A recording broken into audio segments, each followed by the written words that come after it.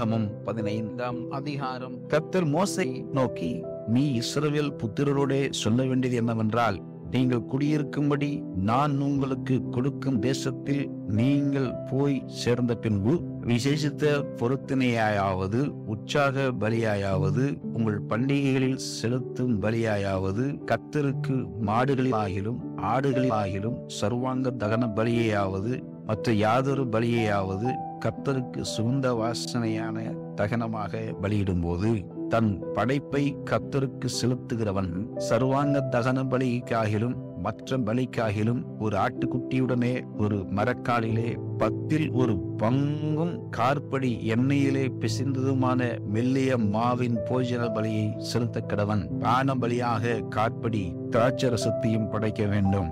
ஆட்டுக்கடாவாய் இருந்ததே ஆகில் 10 பங்கானதும் ஒரு படியில் 3 பங்காகிய எண்ணெயிலே பிசைந்ததுமான மெல்லிய மாவின் போஜன பலியையும், பான பலியாக ஒரு படியில் 3 பங்கு திராட்சரசத்தையும் கர்த்தருக்கு சுகந்த வாசனையான படைப்பாக படைக்க வேண்டும். நீ சர்வாங்க தகன பலிக்காகிலும் விசேஷித்த பொருத்தனை பலிக்காகிலும் சமாதான பலிக்காகிலும் ஒரு காளையை கர்த்தருக்கு செலுத்த ஆயத்தப்படுத்தும் போது, அதனோட 10 பங்கானதும் அரைப்படி எண்ணெயிலே பிசைந்ததுமான மெல்லிய மாவின் போஜன பலியையும், பான பலியாக அரைப்படி திராட்சரசத்தையும் கர்த்தருக்கு சுகந்த வாசனையான தகன பலியாக படைக்க வேண்டும். இந்த பிரகாரமாகவே ஒவ்வொரு மாட்டுக்காகிலும் ஆட்டுக்கடாவுக்காகிலும் செம்மறியாட்டு குட்டிக்காகிலும் வெள்ளாட்டு குட்டிக்காகிலும் செய்து படைக்க வேண்டும். நீங்கள் படைக்கிறவைகளின் இலக்கத்திற்கு தக்கதாய் ஒவ்வொன்றுக்காகவும் இந்த பிரகாரம் செய்ய வேண்டும். தேசத்தில் பிறந்தவர்கள் யாவரும் கர்த்தருக்கு சுகந்த வாசனையான தகன பலியை செலுத்தும் போது இவ்விதமாகவே செய்ய வேண்டும். உங்களிடத்திலே தங்கியிருக்கிற அந்நியனாவது, உங்கள் நடுவிலே உங்கள் தலைமுறைதோறும் குடியிருக்கிறவனாவது கர்த்தருக்கு சுகந்த வாசனையான தகன பலி செலுத்த வேண்டுமானால் நீங்கள் செய்கிறபடியே அவனும் செய்ய வேண்டும்.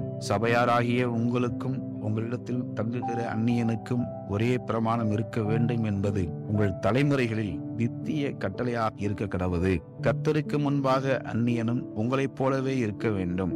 உங்களுக்கும் உங்களிடத்தில் தங்குகிற அந்நியனுக்கும் ஒரே பிரமாணமும் ஒரே முறைமையும் இருக்க கடவுது என்று சொல் என்றார். பின்னும் கர்த்தர் மோசேயை நோக்கி, நீ இஸ்ரவேல் புத்திரரோடே சொல்ல வேண்டியது என்னவென்றால், நான் உங்களை அழைத்து கொண்டு போகிற தேசத்தில் நீங்கள் சேர்ந்து தேசத்தின் ஆகாரத்தை புசிக்கும் போது கர்த்தருக்கு ஏறெடுத்து படைக்கும் காணிக்கையை செலுத்த கடவீர்கள். உங்கள் பிசைந்த மாவினால் செய்த முதற் பலனாகிய அதிரசத்தை ஏறெடுத்து படைப்பீர்களாக. போரடிக்கிற களத்தின் படைப்பை ஏறெடுத்து படைக்கிறது போல அதையும் ஏறெடுத்து படைக்க வேண்டும். இப்படி உங்கள் தலைமுறைதோறும் உங்கள் பிசைந்த மாவின் முதற் பலனிலே கர்த்தருக்கு படைப்பை ஏறெடுத்து படைக்க கடவீர்கள். கர்த்தர் மோசேயினிடத்தில் சொன்ன இந்த கற்பனைகள் எல்லாவற்றின்படியும் கர்த்தர் மோசேயை கொண்டு கட்டளை கொடுத்த நாள் முதற்கொண்டு அவர் உங்களுக்கும் உங்கள் சந்ததிகளுக்கும் நியமித்த எல்லாவற்றின்படியையும் நீங்கள் செய்யாமல் அறியாமல் தவறி நடந்தாலும், சபையாருக்கு தெரியாமல்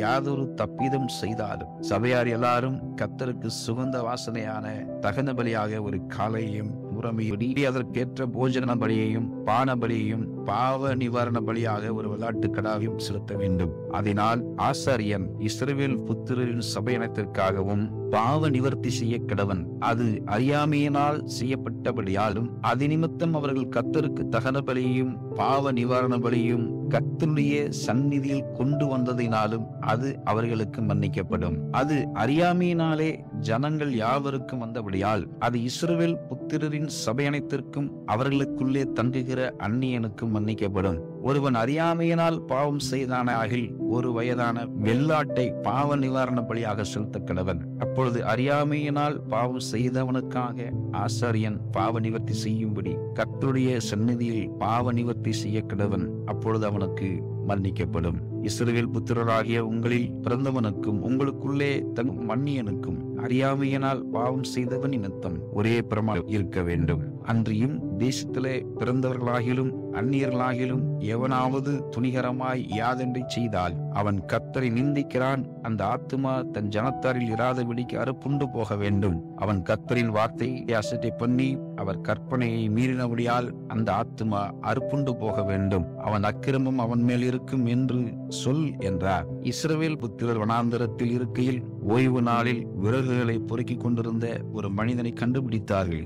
விறகுகளை பொறுக்கின அந்த மனிதனை கண்டுபிடித்தவர்கள் அவனை மோசே, ஆரோன் என்பவர்களிடத்துக்கும் சபையார் அனைவரிடத்துக்கும் கொண்டு வந்தார்கள். அவனுக்கு செய்ய வேண்டியது இன்னதென்று தீர்க்கமான உத்தரவு இல்லாதபடியினால் அவனை காவலில் வைத்தார்கள். கர்த்தர் மோசை நோக்கி, அந்த மனிதன் நிச்சயமாய் கொலை செய்யப்பட வேண்டும். சபையார் எல்லாரும் அவனை பாளையத்திற்கு புறம்பே கல்லெறிய கடவர்கள் என்றார். அப்பொழுது சபையார் எல்லாரும் கர்த்தர் மோசேக்கு கட்டளிட்டபடியே அவனை பாளையத்திற்கு புறம்பே கொண்டு போய் கல்லெறிந்தார்கள். அவன் செத்தான். பின்னும் கர்த்தர் மோசை நோக்கி, நீ இஸ்ரவேல் புத்திரனிடத்தில் பேசி அவர்கள் தங்கள் தலைமுறை தோறும் தங்கள் வஸ்திரங்களின் ஓரங்களிலே தொங்கல்களை உண்டாக்கி ஓரத்தின் தொங்கலிலே இளநீல நாடாவி கட்ட வேண்டும் என்று அவர்களுக்கு சொல்.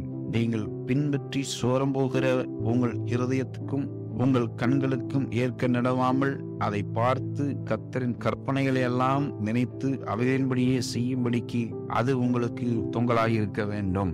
நீங்கள் என் கற்பனைகளை எல்லாம் நினைத்து அவைகளின்படியே செய்து உங்கள் தேவனுக்கு பரிசுத்தராயிருக்கும்படி அதை பார்ப்பீர்களாக. நான் உங்களுக்கு தேவனாயிருக்கும்படி உங்களை எகிப்து தேசத்திலிருந்து புறப்பட பண்ணின உங்கள் தேவனாகிய கர்த்தர் நானே உங்கள் தேவனாகிய கர்த்தர் என்று சொல் என்றார் என்பதே. ஆமென்.